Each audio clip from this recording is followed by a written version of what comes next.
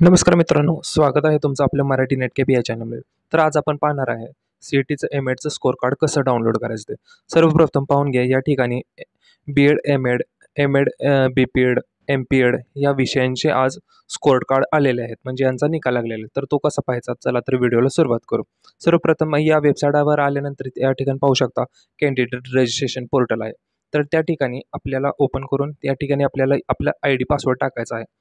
जो कोणती फॉर्म भरताना आपण ईमेल ID दिला तो ईमेल ID टाकून पासवर्ड टाकून लॉग इन करून घ्यायचा आहे. लॉग इन करून घेतल्यानंतर पुढचा आपल्याला हा असा आपला प्रोफाईलचा इंटरफेस येईल. या ठिकाणी आल्यानंतर खाली जरा स्क्रोल करायचा आहे. खाली पाहू शकता स्कोअर कार्डचा ऑप्शन आहे. तर या ऑप्शनवर आपल्याला क्लिक करायचं आहे.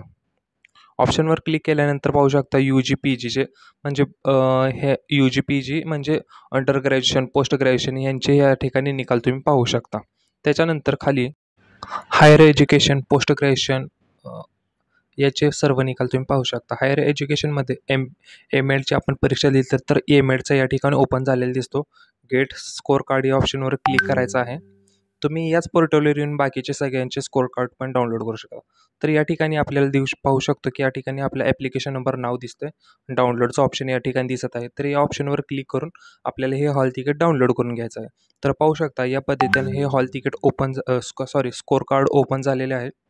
तर या ठिकाणी तुम्ही पाहू शकता ॲपियरन्स CET, एम-एड CET 2024 आहे आणि या ठिकाणी 100 पैकी 58 मार्क यांना पडलेले आहेत. तर या पद्धतीने तुम्ही हे मार्क्स पाहू शकता. तर याच्यावरती तुम्हाला आता पुढे मे महिन्यात सेकंड आठवड्यामध्ये तुमचे ॲडमिशन चालू होतील.